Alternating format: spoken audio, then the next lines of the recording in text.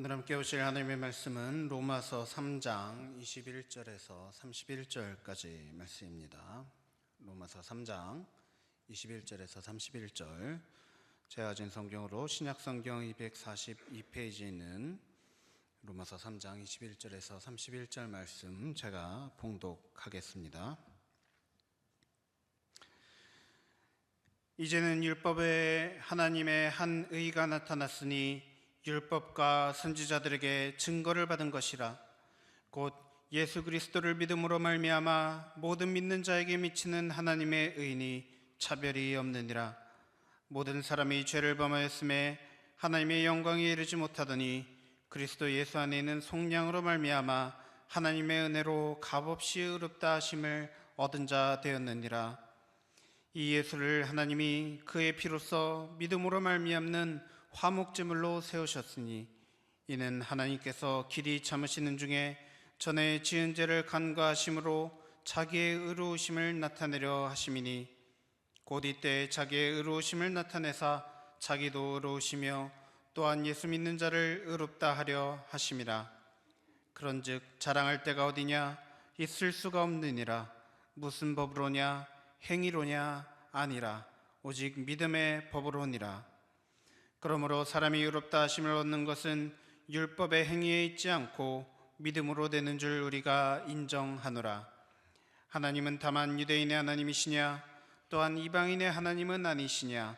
진실로 이방인의 하나님도 되시느니라. 할례자도 믿음으로 말미암아 또한 무할례자도 믿음으로 말미암아 의롭다 하실 하나님은 한 분이시니라. 그런즉 우리가 믿음으로 말미암아 율법을 파기하느냐? 그럴 수 없느니라. 도리어 율법을 굳게 세우느니라. 아멘. 샬롬. 반갑습니다.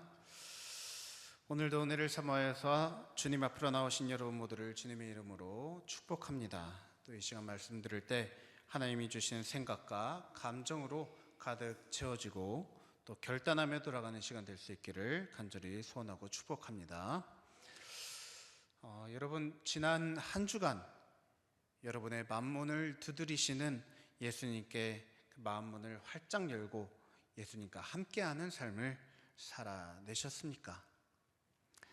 또 예수께서 여러분 안에서 열매 맺게 하시는 그런 아름다운 성령의 열매들이 삶 속에서 드러나는 복된 삶을 살아내셨습니까?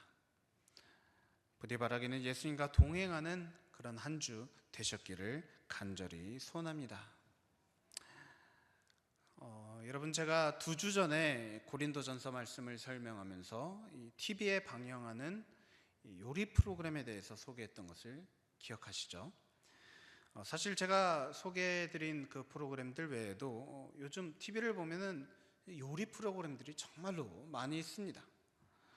그런데 그 프로그램들이 목표하는 바는 제각각 다르죠.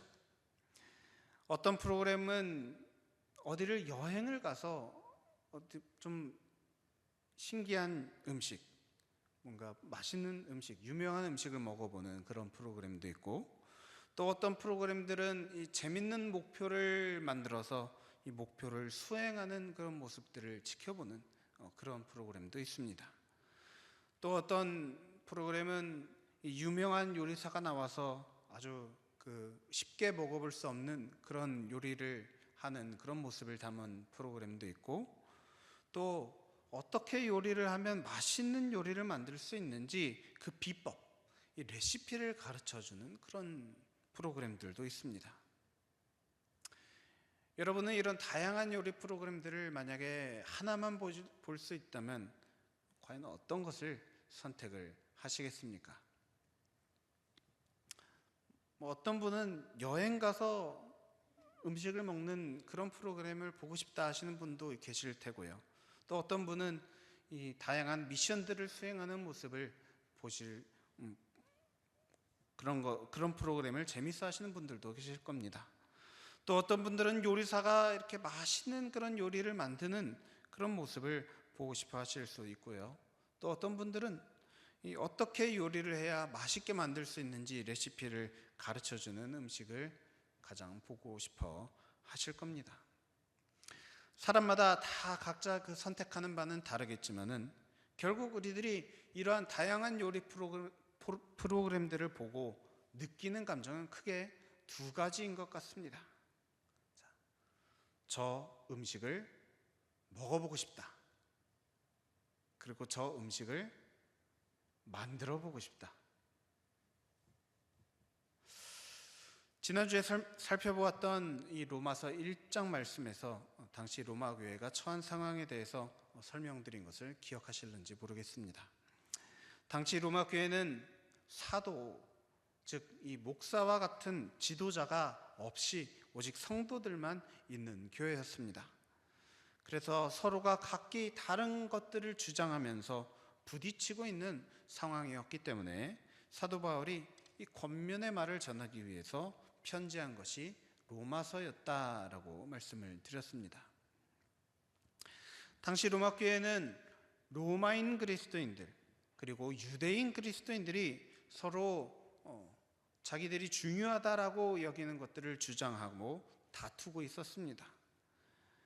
로마인 그리스도인들은 오직 예수님을 믿음으로 말미암아 구원을 얻게 되었으니 율법을 지키는 것, 특히 유대인들의 율법, 이것은 더 이상 중요하지 않다라고 주장을 했고, 또 유대인 그리스도인들은 예수님을 믿어서 구원을 얻었다 할지라도 조상들로부터 내려왔던 그 율법을 지키면서 살아가야 된다, 율법을 무시할 수는 없다라고 주장을 했습니다.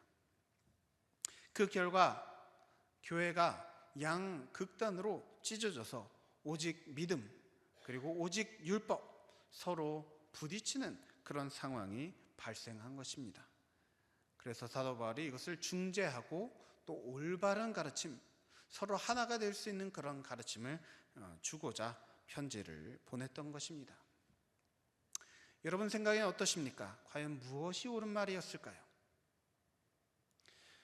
그래도 율법을 좀 지키면서 살아야 되지 않나 라고 생각하시는 분들도 계실 테고, 또 이미 구원은 믿음으로 말미암아 없는 것인데 율법이 무슨 상관인가 하시는 분들도 계실 겁니다. 그런데 양쪽의 의견을 자세히 살펴보면 먼저 이제 유대인들이 말하는 율법을 지켜야 된다라고 하는 것에는 이제 유대인들이라면 지키기가 너무나도 쉬운, 유대인들은 지킬 수밖에 없는 그런 율법들이 존재했다는 것을 먼저 생각해 보아야 합니다. 반대로 말하자면 이방인들이라면 도저히 지킬 수 없는 율법들이 존재했다는 것입니다. 예를 들자면 오늘날의 포경수술에 해당하는 이 할례 같은 것들이 있었습니다. 그래서 오직 율법을 지켜야 된다 주장하는 유대인들에 비해서 이 이방인 그리스도인들, 로마인 그리스도인들은 지킬래야 지킬 수 없는, 지키기 어려운 힘든 그런 율법들로 인해서 계속해서 이 신앙생활을 하는 데 있어서 유대인들과 부딪혔던 것입니다.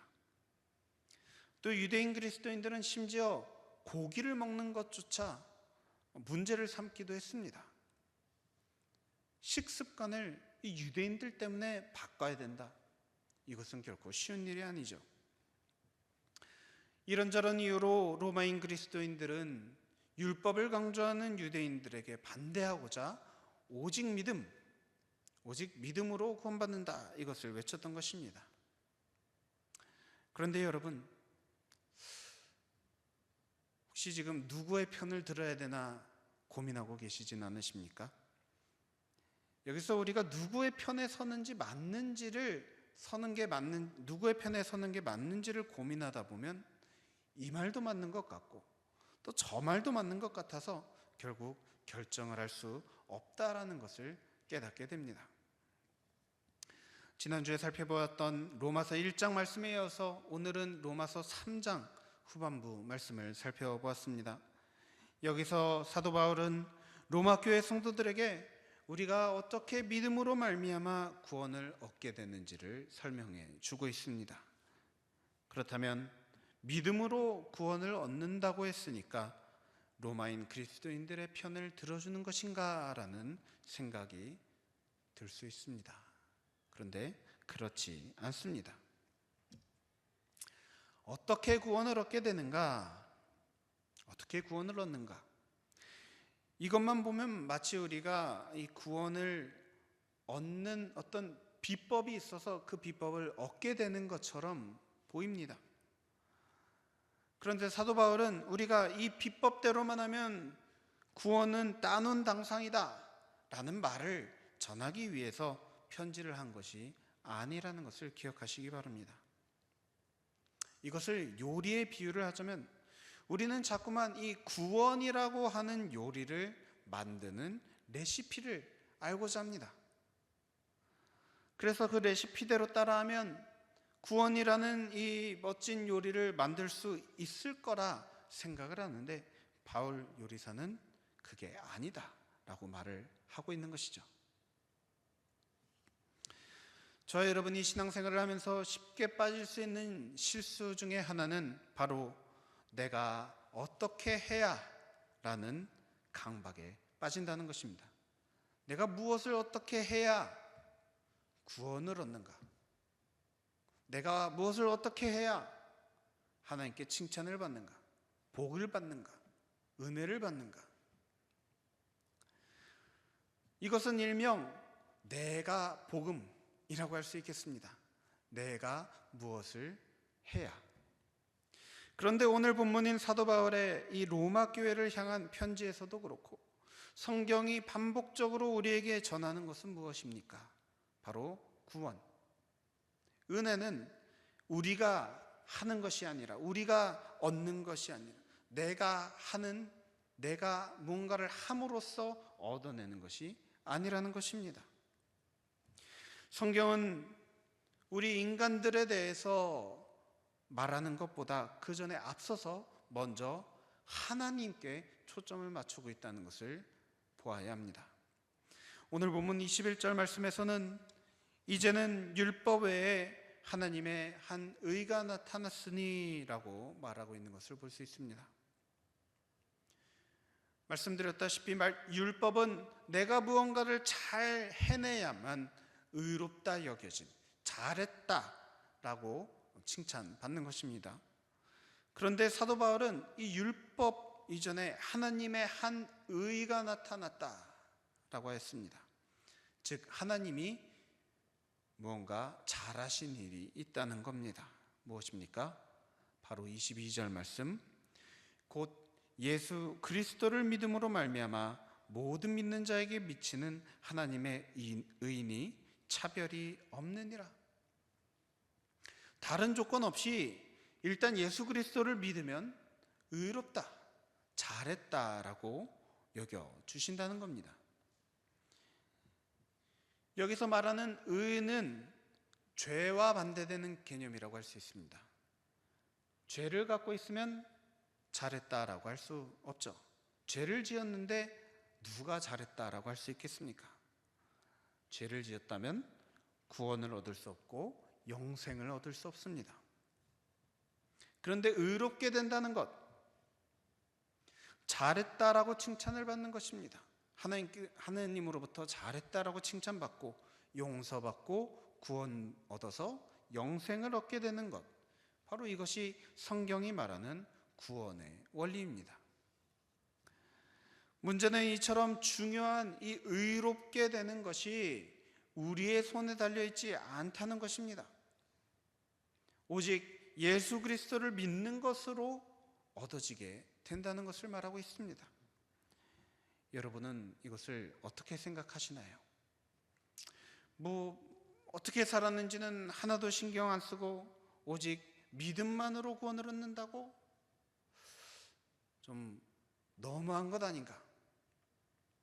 이런 생각이 들지 않으십니까? 또 심지어 억울하다는 그런 생각도 드실 겁니다. 하나님을 위해서 이처럼 열심히 최선을 다해서 살았는데 이런 것은 하나도 신경 안 쓰시고 하나님을 위해서 열심히 살지 않은 저런 사람들도 똑같이 구원을 해주신다니 억울하다라는 생각이 들지도 모르겠습니다. 또 정말 악하게 산 사람이 그냥 예수님만 믿는다고 구원을 얻는다라고 한다면 정말 너무하다 싶지 않겠습니까? 사도 바울은 왜 우리가 오직 믿음만으로 구원을 얻을 수 있다라고 했는지 그 이유를 다음과 같이 설명합니다. 23절과 24절 말씀입니다. 모든 사람이 죄를 범하였음에 하나님의 영광에 이르지 못하더니 그리스도 예수 안에 있는 속량으로 말미암아 하나님의 은혜로 값없이 의롭다 하심을 얻은 자 되었느니라. 먼저 바울은 모든 사람이 다 죄를 범한 죄인이다라는 점을 강조합니다.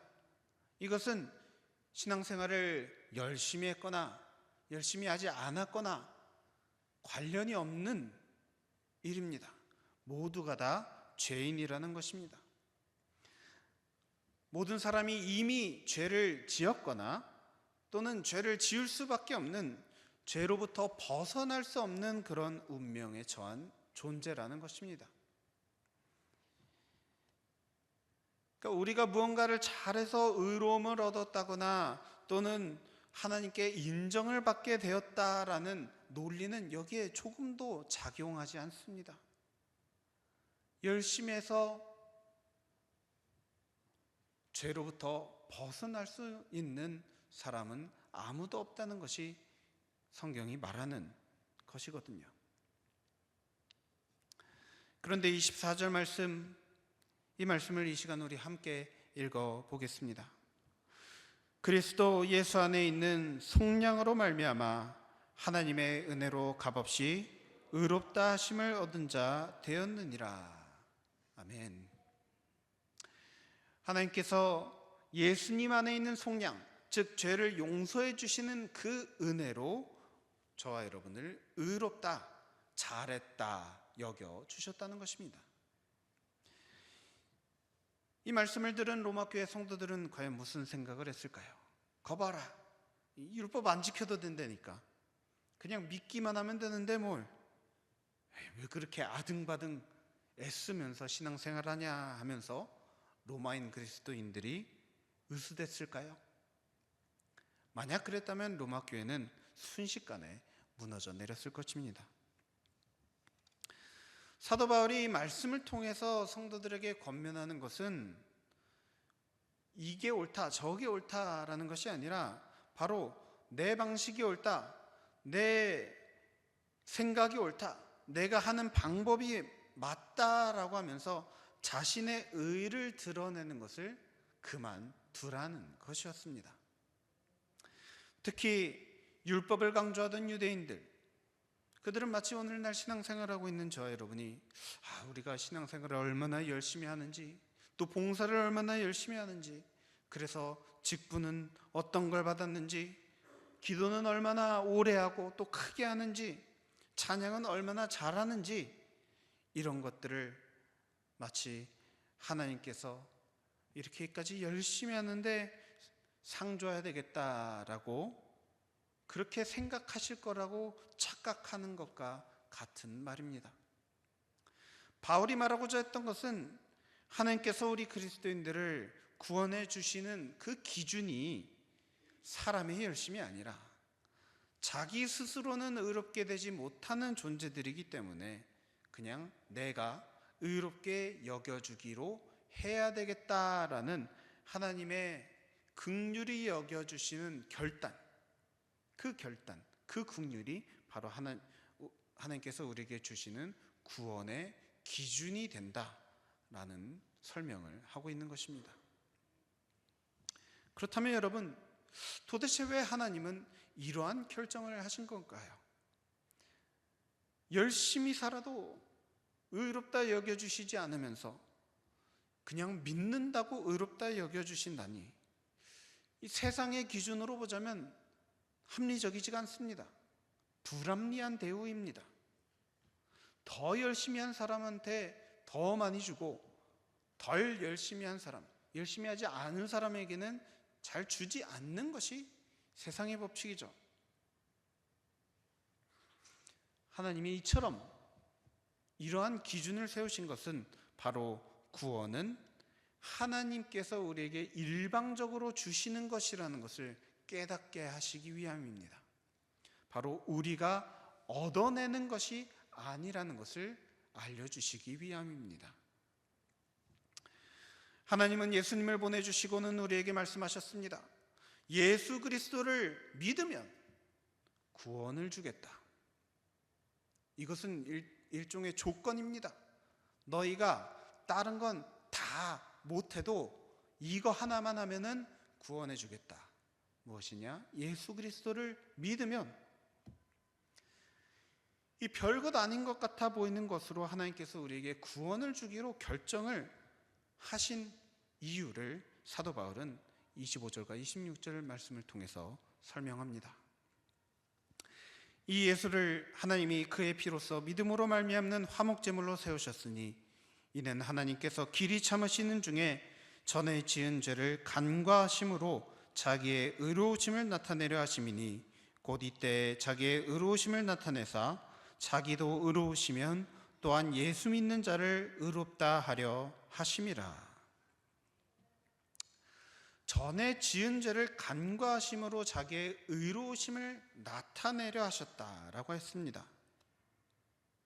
즉 이 말은 하나님이 당신이 의로우신 분이라는 것을, 좋으신 분이라는 것을 우리에게 알려주시기 위해서 선택하신 결정이 바로 우리들을 미리 용서해 주기로, 전에 지은 죄, 우리가 전에 지은 죄를 간과해 주기로 결정하셨다는 것입니다. 그래서 예수를 믿는 자들이 전에 지은 죄를 용서받은 그 은혜로 말미암아, 하나님의 그 결정으로 말미암아 의롭다 여김, 선하다, 좋다, 잘했다라고 여김을 받게 해주셨다는 것입니다. 조금 설명이 복잡하고 어렵죠. 이것을 요리에 또 다시 한번 빗대 보겠습니다. 구원을 아주 맛있는 요리다라고 생각을 해보시면 좋을 것 같습니다. 그러니까 우리가 구원을 얻는다는 것, 의롭게 여겨진다는 것, 이것은 아주 맛있는 요리를 먹는 것과 같다라고 할 수 있습니다. 그런데 이 요리를 누가 하실 수 있냐면요, 바로 하나님이라는 요리사가 하실 수 있습니다. 그런데 자꾸만 우리가 이 요리를, 우리가 이 레시피를 캐내 갖고 만들려고 하는 거예요. 재료도 한정돼 있고 시간도 한정돼 있는 제한 시간 내에 만들어 보려고 아주 열심히 노력은 하는데, 우리가 이처럼 열심히 만든 요리는 심사위원들에게 통과하지 못합니다. 그런데 하나님은 뭐라고 말씀하시느냐면요, 그러지 말고 내가 만들어준 밥, 이 맨밥처럼 보이는데 정말 엄청난 비법으로 만드신 이 밥을 한번 먹어보라는 겁니다. 우리가 아무리 애써서 만든 이 진수성찬, 상다리 부러지도록 만든 그 음식들보다도 하나님께서 우리에게 주신 그냥 밥 한 공기, 이게 훨씬 맛있다는 거예요. 감사한 것은 하나님은 하나님 말씀 안 듣고 자기 요리하다가 실패한 사람, 하나님 음식을 막 맛없다고 그냥 막 이렇게 무시해버린 그런 사람들에게도 여전히 내가 만든 밥을 먹어보아라, 다시금 기회를 주신다는 것입니다. 여러분, 바로 이게 구원 아니겠습니까? 실패했어도 주신다는 겁니다. 거부했어도 주신다는 겁니다. 기회가 없는 것 같아 보여도 다시 주신다는 겁니다. 그리고 먹으면, 한 입이라도 먹으면 통과시켜 주신다는 겁니다. 바로 이것이 우리가 하나님을 의로운 분이시다라고 말을 하는 이유입니다. 바로 이것이 우리가 하나님이 좋으신 분이다라고 말할 수 있는 이유가 되는 것입니다. 만약에 우리가 무언가를 했기 때문에 구원을 얻었다, 무언가를 했기 때문에 하나님께서 그러한 요리를 주셨다라고 한다면은 하나님이 좋으신 분입니까? 아니죠. 우리가 좋아서 얻게 된 거죠. 이것이 세상 종교와 우리 기독교가 다른 이유입니다. 세상 종교는 인간이 신을 위해서 무언가를 해야 합니다. 그래서 신이 만족하면 우리 인간에게 나타나서 좋은 것을 준다라고 설명을 합니다. 그런데 우리가 믿는 하나님은 어떤 분이십니까? 정반대입니다.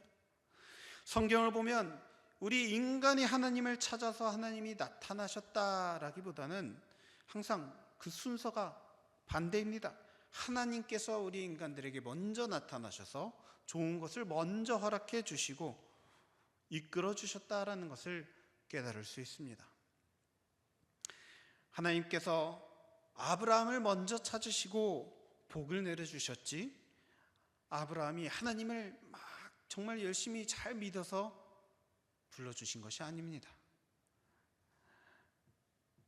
하나님이 모세를 불러서 이스라엘을 구원해 주시기로 작정을 먼저 하신 것이지, 모세가 그때까지 하나님을 잘 알지도 못하고 하나님을 예배드리지도 않았습니다.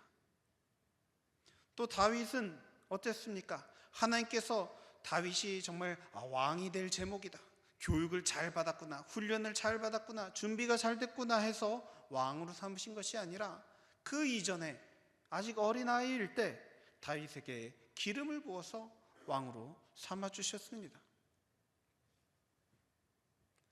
그래서 그 사람들로 하여금, 그 인간들로 하여금 하나님을 섬길 수 있도록 미리 은혜를 베풀어 주셨다라는 것이 바로 성경이 하나님과 우리 인간들과의 관계에 대해서 설명하고 있는 것입니다. 그리고 결정적으로 하나님은 예수님을 보내주셔서 누구든지는 죄를 지었든지 안 지었든지, 신앙생활을 열심히 했든지 안 했든지 상관없이 누구나 예수를 믿고 구원을 얻을 수 있게 하셨다는 것입니다. 그런데 여러분, 문제는 무엇인가요? 27절 말씀에 보면 사도 바울이 이러한 문제에 대해서 말을 하고 있습니다. 그런즉 자랑할 때가 어디냐? 있을 수가 없느니라. 무슨 법으로냐? 행위로냐? 아니라 오직 믿음의 법으로니라. 우리 인간들이 은혜로, 긍휼로, 하나님의 긍휼하심으로 구원을 받았는데 우리 안에 있는 문제가 뭐냐? 바로 자꾸만 우리 스스로를 자랑하는 대로 빠진다는 것입니다. 하나님이 다 하신 건데요, 요리를 하나님이 다 하셨잖아요. 그런데 우리는 여전히 우리의 노력을 자랑한다는 겁니다. 우리의 공로를 자랑한다는 겁니다. 내가 떠먹었으니까 내가 잘했지 라고 하면서 하나님의 공로를 자랑하지 않고 나의 공로를 자꾸만 자랑한다는 겁니다. 왜 자꾸 나를 자랑합니까?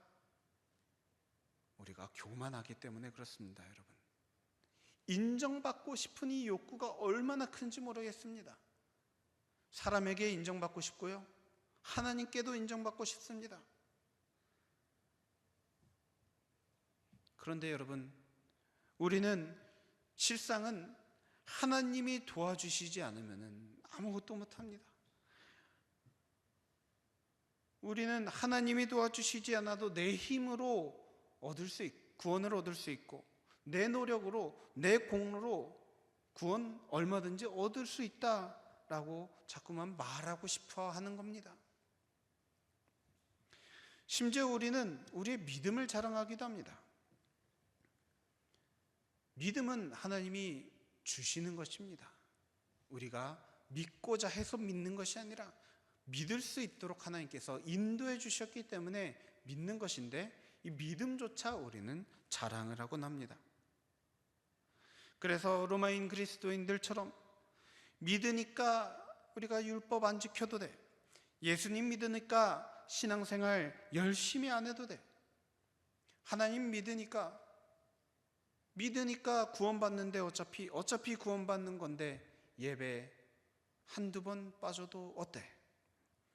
하나님 믿으니까 기도 안 해도 다 책임져 주실 거야 하면서 우리의 믿음을 무기 삼아서 방종하는 삶을 선택을 합니다. 여러분, 믿음을 무엇이라고 생각하십니까? 한 번 믿기로 결정했다고 해서 실제 살아가는 모습은 아무래도 상관없다라는 그런 마음가짐은 정말로 잘못된 것이라는 것을 기억하시기 바랍니다.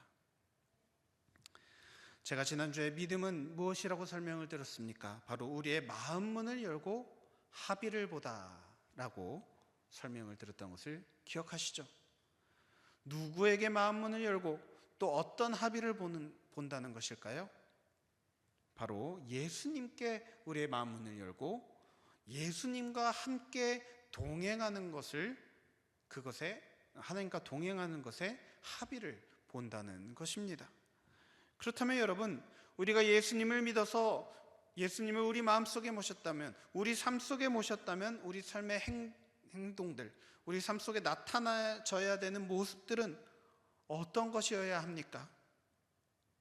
더욱더 예수님을 알기 위해서 말씀을 더욱더 가까이 하고 말씀을 더욱 깊이 묵상하는 삶을 날마다 살아가야 합니다. 예수님과 대화하면서 예수님의 그 음성을 듣기 위해서 날마다 간절히 기도하는 삶을 살아가야 합니다.